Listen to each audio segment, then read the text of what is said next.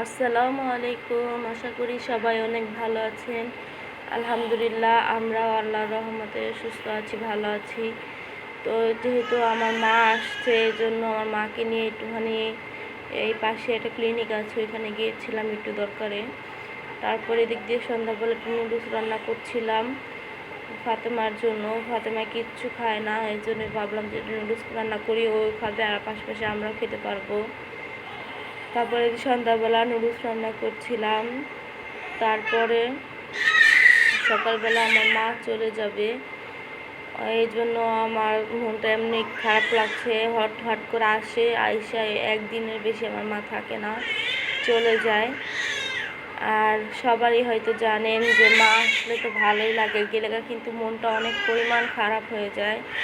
এটা সবার ক্ষেত্রেই আমি মনে করি হয়। আচ্ছা, যাই হোক, তারপরে আমি সকালবেলা এই সন্ধ্যাবেলায় কাজগুলো শেষ করে তারপরে সকালবেলা মা চলে গিয়েছিল, অনেক সকালেই চলে গিয়েছে। তারপরে আমি ভাবলাম যে একটু কিছু রান্না করি, এই জন্য আবার যে সন্ধ্যাবেলা একটু চা আর ওই নুডলস খাচ্ছিলাম।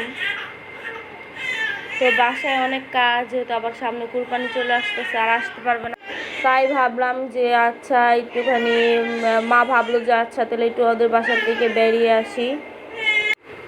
যাই হোক, তারপরে এদিক দিয়ে আমি শুক্রবার দিন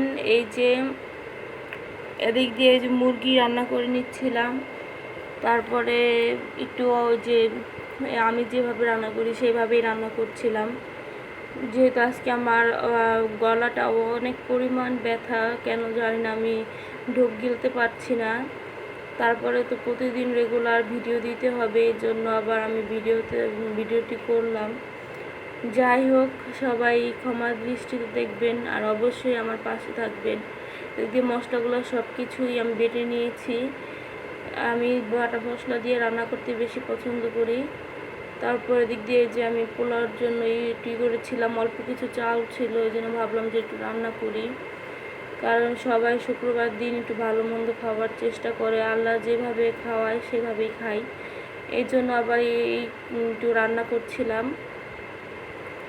তারপরে যাই হোক, এদিক দিয়ে রান্না করছিলাম আর ভাবছিলাম যে মাটা চলেই গেল, কারণ বাসা আমার বাবা একা, এই জন্য সে থাকবেই না।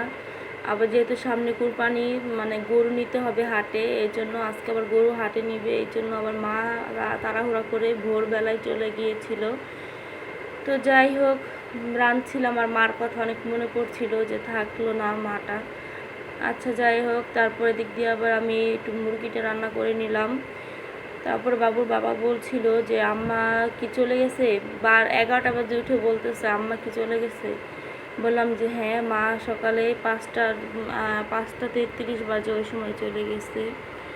যাই হোক, রান্না করা শেষ করার আগেই আবার দেখি বাবু উঠে গেছে, এই জন্য আবার বাবুকে একটু রান্নার মাঝখানে যে ঠান্ডা করে রেখে আসলাম।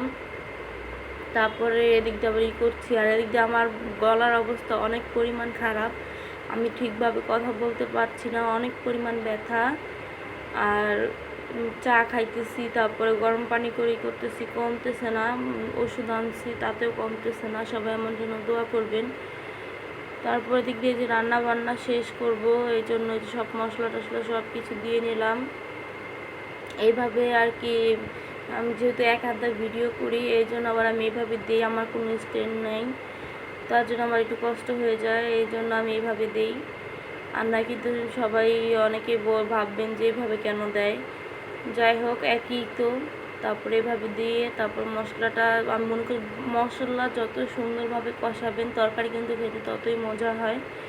তারপরে যে মশলাটা কষাতে কষাতে যখন দেখবো যে দেখেন উপরে কিন্তু তেল ভেসে উঠেছে, এখন বোঝা যাবে যে হ্যাঁ, মশলাটা কষানো হয়েছে।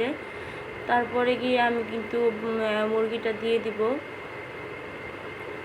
এদিক দিয়ে দেখি হ্যাঁ, মশলাটা সুন্দরভাবে কষা যে হয়ে গেছে, তেল ছেড়ে দিয়েছে। তারপর এদিক দিয়ে আমি যে মশলাটা দিয়ে দিব, মানে মুরগিগুলো দিয়ে দিলাম। এখন এই যে রান্না করব। তারপরে এই যে রান্না করছি, রান্না করা শেষ হলে তারপরে বাকি অন্য সমস্ত কাজ করব। আজকে যেহেতু শরীরটা ভালো লাগছে না, আর গতকালকে মা অনেক কিছুই করে দিয়ে গেছে, এই জন্য বেশি কাজও নাই, তারপর শুধু রান্না করাটাই বাকি ছিল। তো যাই হোক, সবাই সবার জন্য দোয়া করবেন, আল্লাহ যেন সবাইকে সুস্থ রাখে, ভালো রাখে। আর আমার ছেলে মেয়ে, স্বামী, সন্তান, শ্বশুর শাশুড়ি, আমার কিন্তু শ্বশুর নাই, আমার শ্বশুর অনেক আগেই দুনিয়া থেকে চলে গেছে, শুধু শাশুড়ি আছে। আপনারা সবাই সবার জন্য দোয়া করবেন যেন আল্লাহ সবাইকে সুস্থ রাখে, ভালো রাখে। আর এদিক দিয়ে যে আমার পোলাওগুলো রান্না হয়ে গেছে, দেখা যায় কিন্তু পাতিলটা অনেক বড়, আসলে কিন্তু পাতিলটা ছোট, আমি জুম করাতে পাতিলটা অনেক বড় দেখায়। অনেকে ভাববেন যে দুজন মানুষ এত রান্না কেন।